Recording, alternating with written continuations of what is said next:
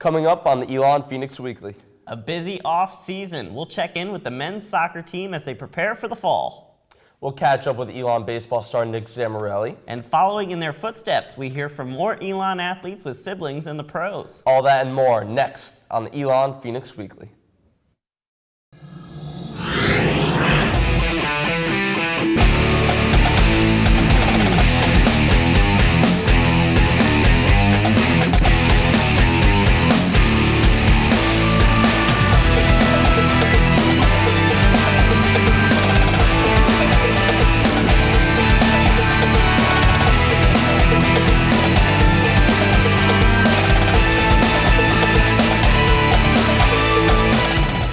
Good morning and welcome to the Elon Phoenix Weekly. I'm Alex Day. And I'm Matt Lee. Thanks for joining us on your ESPN2 local sports break. Today's show includes great stories from an Elon baseball player, women's tennis team, and Elon athletes with siblings as professional athletes. And as the spring season winds down, we look ahead towards the fall, to soccer and, well, more soccer. From the past to the present to the future, we'll highlight men's soccer and hear how our alums are making an impact in the pros. The men's soccer team had a fantastic season in 2015, going all the way to the NCAA tournament. The team took on Winthrop and won, earning the team its first NCAA official win in school history. With a season like that, the team is not sitting back in the offseason.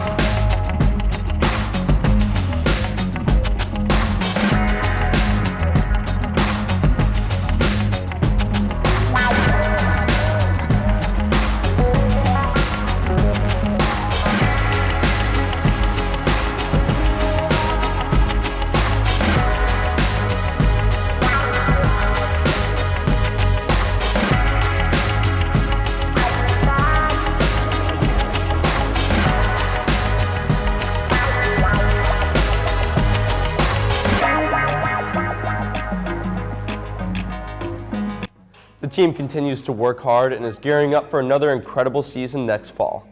Athletes seem to always have a special bond with their mentors, but for Elon quarterback Daniel Thompson and Elon guard Danon Swoop, that bond started the day they were born.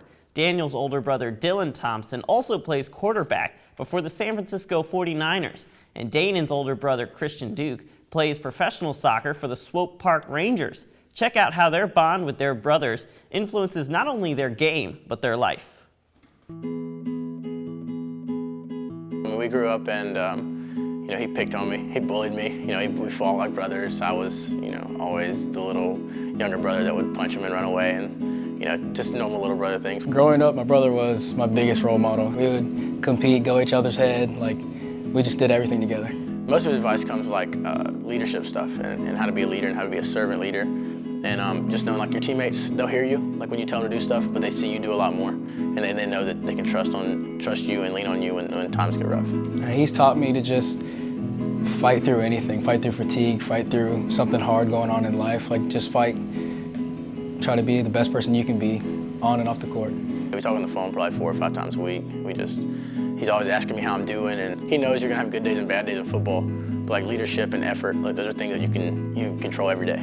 I watch every single game of his that I can, and I know for a fact that he's doing the same to me, because he'll send me a text after each game, tell me what I did good, tell me what I did bad. That's what I love about him. He says anything, says what I did good, which I love hearing that, what I did bad, even though I might not want to, it's still gonna happen. He was like, let's play football upstairs, because his brothers. I was 5 years younger, so he was on his knees and I was playing around and he kept scoring because I couldn't tackle him. So I got tired of it and I stomped on his hand, and I broke his hand.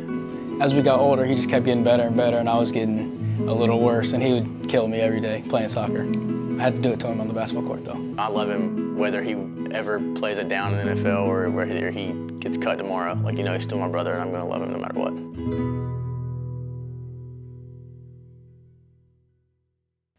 It's great to see how the brothers motivate each other to succeed. And when you look at the pros with Peyton Manning and Eli Manning in the NFL, or Pau Gasol and Marc Gasol in the NBA, I mean, you can see the impact siblings have on each other to really push each other to success. Next, we're lucky to have Alex Simon from the Pendulum in studio with us again to talk Elon baseball. Alex, what do you have for us today? Thanks, guys. Well, the season did start off great for the Elon baseball team. The Phoenix was struggling around the halfway point of the season with a 10-20 record and a 2-7 record in the CAA. But Elon turned it around at the game 30 point, winning 5 straight conference games to get to 500 in the CAA as of April 18th. The key was a sweep of Towson University April 15th through the 17th, who came to Lincoln Park tied for a CAA lead. An incredible rally on Friday, April 15th, sparked the stellar weekend. Elon was trailing by 3 runs and down to its final out before rallying back to win 9-8. Elon's stunning comeback sparked the sweep of the Tigers and could be seen as the turning point if the baseball team continues to play well in the CAA. Thanks, Alex. Well, stay tuned. Next, we'll hear from Elon baseball's own Nick Zamorelli and the women's tennis team. We'll be right back. To me, put your game face on means it's time to man up. It's time to play. It's time for me to show up and be clutch. It's time to go. It's crunch time. The first thing I would think about is all the work that I put into my sport. You give 110% on the field. That means every tackle, every pass, everything I got. I have to kind of find some heart, passion. Never satisfied, never complacent. It's time to lock in. I have to lock in. Right here, right now. Not just doing it for myself, doing it for my team. The game gets really fun when you're dominant. The will to win drives me. Winning is the greatest feeling ever. You did what you came here to do. This is my passion and what I want to do for a living. Just every time I step on the field, there's no place I'd rather be in the world, and I absolutely love it. My name is Dimitri Thompson, Eric Abati, Keandra Mitchum, Miles Williams, Kara Schott, Sam Hirschberger, Sydney Griffin, Lakota Sadwan, Alexander Dawson IV, and this is my game face.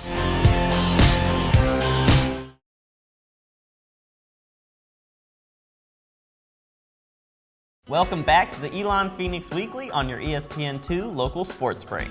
Elon Jr. Nick Zamorelli came into the season with high expectations after being awarded an honorable mention for the 2016 All-CAA preseason team. So far, Nick has not disappointed in the 2016 campaign.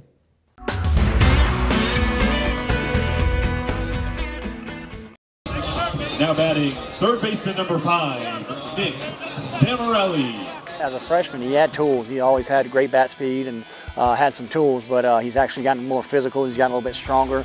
I think the biggest difference that you learn from being a freshman to a junior is how people are starting to pitch you and having a better offensive approach. Prior to the start of the 2016 Elon baseball season, junior Nick Zamorelli received honorable mention for the 2016 All-CAA preseason team. I mean, yeah, it means a little bit to me.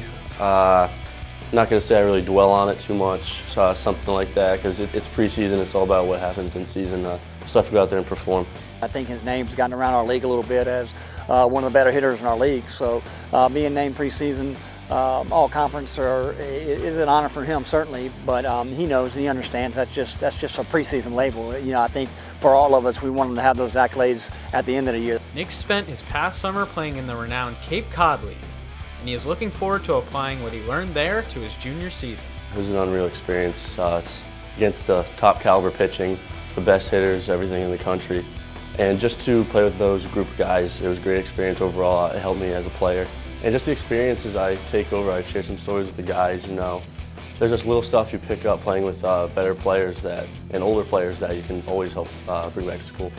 Now that he is an upperclassman, Nick hopes to use his past experience to elevate his teammates around him. Definitely want to be a leader on and off the field, lead by example. I don't want to be one of those guys that just talks to guys when they make mistakes or stuff like that. You know, I like taking the freshmen out to like dinner and stuff like that, so we hang out off the field. Just like little things like that can go a long way, definitely. His junior year, he stepped up in this leadership role. He's been a lot more vocal, I've seen him catching guys to the side. Some of our younger guys, we got a lot of freshmen pulling them to the side, talking to them about at-bats, about approaches, things of that nature. But he's been a lot more vocal, and which is what we needed. We felt last year we were a little short on some leadership, and he stepped into that role very nicely. Nick expressed his excitement about the 2016 Phoenix roster and gave his thoughts as to why this team will be able to play more consistently than teams in years past. This year we are pretty deep on the mound, and honestly everywhere we're pretty deep, offensively, defensively, just all the new guys we brought in, all the same guys we have. So I don't think we'll have an issue of starting slow or dying out towards the end of the season. I think the whole way we're going to be pretty excited. Throughout his career, Nick has observed a huge positive transition in the team, which should make for an exciting season and future. The biggest thing that's noticeable is this team right now. Definitely a group of baseball rats, which is what Kenny was looking for, which is what he wanted for this year, bringing in a lot of new freshmen, a lot of JUCO guys. Basically what I mean by baseball rats is this team will run through a brick wall for the guy next to you and to win a game.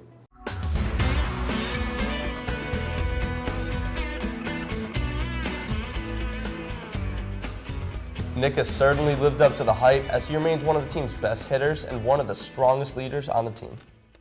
Our Cam Soselski, who's stunning, is in the studio to highlight a rising tennis star, as well as give us an update on our soccer alums. Cam? Every year, Elon University releases its annual 10 Under 10 list, a list of who the school feels are the most outstanding alumni within the last 10 years. On the list this year was men's soccer very own Clint Irwin, a member of the class of 2011. Irwin was previously starting goalkeeper for a Major League Soccer team named the Colorado Rapids before recently being traded to Toronto FC. During his time at Elon, Irwin wrote his name all over the record books, coming out third in goals allowed per game at .89, seventh in save percentage at just over 80%, and his second in career shutouts at 22, including the season record of 10 shutouts, a feat he accomplished in 2009. During his pro career, Irwin has established himself as a stalwart, posting 10 shutouts in his first season and becoming the third MLS goalie to post 5 shutouts in his first 10 starts. He is currently in the middle of his first full season in Toronto as their starting goalkeeper and is looking to cement himself as one of the league's elite keepers. But Irwin is not the only Elon soccer alum doing big things following graduation. 3 other former Phoenix standouts will be joining him in the MLS, as Sam McBride, Miguel Salazar, and Austin Dunker have all signed with San Antonio FC. All 3 were 4-year starters for Elon, McBride at center back, Salazar in the midfield, and Dunker at the outside back. The trio will look to make San Antonio's first season in the MLS a great one, as the club has its first ever match on April 3rd. Transitioning now to women's tennis, junior Natalia Janowitz details her journey as a transfer from NC State to Elon, where she has already made a huge impact on the women's tennis program. They didn't treat me like I was somebody new. They treated me like I've been their friend for a really long time. So it was really cool for them to be so accepting for me. Just immediately when I came in, I know that other transfers don't have the same experience as I did, but the girls here are so awesome. Junior transfer Natalia Janowitz received a warm reception by her teammates as soon as she stepped on campus, and her performance both on and off the tennis court is widely recognized throughout the program. She's a very positive person, and you could tell she's very team-oriented, and she was very hungry. Like, she really wanted to be successful, and she wanted to, be at a place like Elon. Natalia's leadership, combined with her competitive drive and experience, shined from the beginning, and she is known as one of the most vocal members of the team as well. Within, the first few months of me being here, my teammates already elected me as a co-captain. I am very loud, so I'm made fun of a lot because I talk the most on the team. In her short time at Elon, Natalia has significantly improved her singles and continues to excel in doubles. She really enjoys the net and moving up in the net and has good hands, and she's really fearless up there. And so I think that is a really neat thing to see in a player. I've improved a lot since I've been here with my singles. So I'm really happy to say that I think I'm contributing with my singles a lot as well. As the lone junior on the team, Natalia is ready to lead women's tennis next year as the only senior, a task she is more than prepared for. She's one of the most positive players that I've coached, and she's always looking for a way to build up her teammates, and I think that's a really important characteristic of the co-captain. Being one of the only one of only 2 upperclassmen. It's a big role. We have a lot of experience, but the good thing is that everybody on the team is a leader in themselves. So it's not hard to lead this team, not at all. We have so many girls that we don't have to tell them to push harder in sprints. We don't have to tell them to stretch after matches. It's really not a difficult task to lead this team. So next year, I'm not worried being the only senior because I don't really feel so alone in that sense of leadership.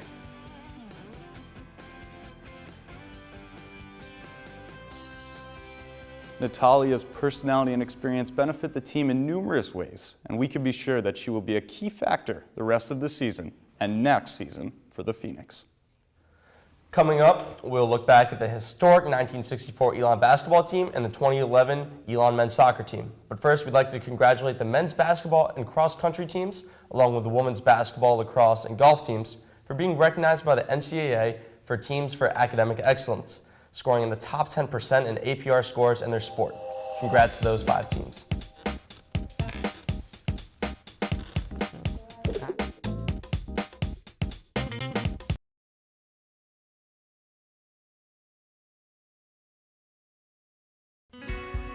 The Elon Phoenix Weekly is made possible by the students of the School of Communications in association with the dedicated coaches, athletes, and staff of Elon Athletics. This week, we go back in time to the men's basketball team of 1964, a team that featured stars like Jesse Branson and Bill Morningstar, some Elon favorites. Check it out.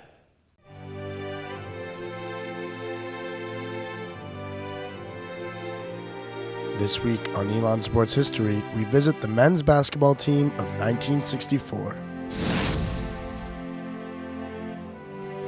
It was a strong season for the Fighting Christians, with each player doing their part. They finished the season with a record of 21-6 and always kept the crowd entertained. Bill Morningstar thrilled the fans with phenomenal ball control and powerful scoring drives. Roland Miller's defensive prowess never failed to impress, and Jesse Branson led the team in scoring. Branson also went on to break 7 Elon Cage records and was chosen for the All-Conference and NAIA district teams. They ended the season 3rd in the Carolina Conference, but also won the annual Lejeune Christmas tournament for the 2nd consecutive time. That's all for this week's look at Elon Sports History. Well, that team was definitely a success, needless to say. I mean, Jesse Branson went on to play in the NBA, drafted in the 2nd round by my Philadelphia 76ers, and Bill Morningstar went on to become one of the best coaches in Elon history, leading the men's golf team to the NAIA National Tournament 16 times in his 19 years. Both athletes are members of the Elon Athletics Hall of Fame. And speaking of great moments in history, we take a look at this year's soccer team earlier in the show, but let's throw it back to when the men's soccer team won the Southern Conference back in 2011.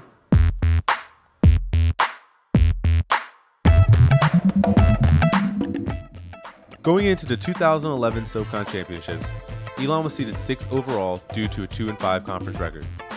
However, Elon rallied around their seed and flipped the situation into one of the greatest Cinderella stories in school history. Their opponent was UNC Greensboro, the regular season champion. At first, Elon saw a tough outing and just wasn't able to break through the Spartan defense.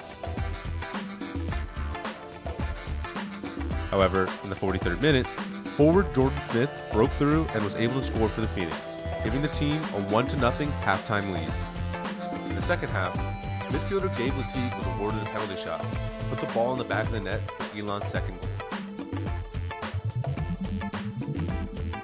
However, Elon wasn't done quite yet, as Jordan Smith scored once again, this time in the 74th minute. While UNCG tried to fight back, Phoenix was able to hold on for the victory and received the automatic tournament bid, the first in program history. Elon on 3! 1, 2, 3! Elon!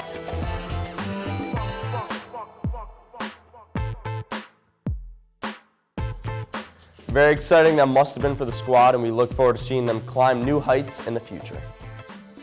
This morning, we conclude our series focusing on the nature of sports. We've looked at the athletes and the coaches, but our final segment is all about you, the fans, and how you impact the nature of sports. Take a look. Sports fans are the backbone of any team. These incredibly dedicated individuals wear their colors on their sleeve, proudly displaying their affiliation to their chosen group, hoping to share in the glory that comes with the team's success. Fans are the reason athletes love to play in their home stadium and often perform poorly on the road. Fans can lift an athlete of their own team up, just as they can intimidate an opposing squad, tearing down the visiting team's chances for victory. The camaraderie among sports fans is also tremendously strong. A shared love for their team, the foundation of their bond. An escape from everyday life through competition, the fuel for their dedication. True diehards love their team no matter what. Through success and through failure, fans are with their teams at the pinnacles, just as they are when weathering the disappointments. For those who do not consider themselves sports fans, this dedication is absurd, a waste of time, an empty passion that creates nothing but stress. But this is simple ignorance in never having enjoyed everything that comes with a love for athletics. This fandom is often passed down through families, with parents instilling their affinity for their teams within their descendants. And for as long as teams decide to compete, there will be loyal fans to cheer them on, to support them in every competition. We hope you've enjoyed this series focusing on why we, the fans, love sports so very much. And Alex, I know you're a very passionate sports fan. You got some gift here for us? Yeah, and this is why we love sports. It brings some friendly competition. And I actually lost a bet to our producer, Kayla, who's from Pittsburgh and my New York Rangers.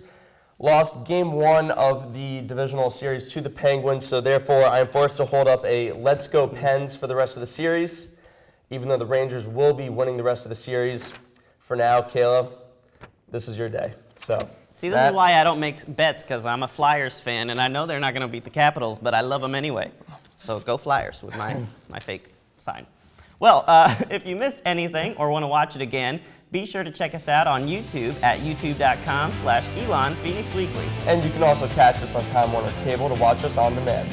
Head to elonphoenix.com to learn more about upcoming games and exciting successes for Elon Athletics.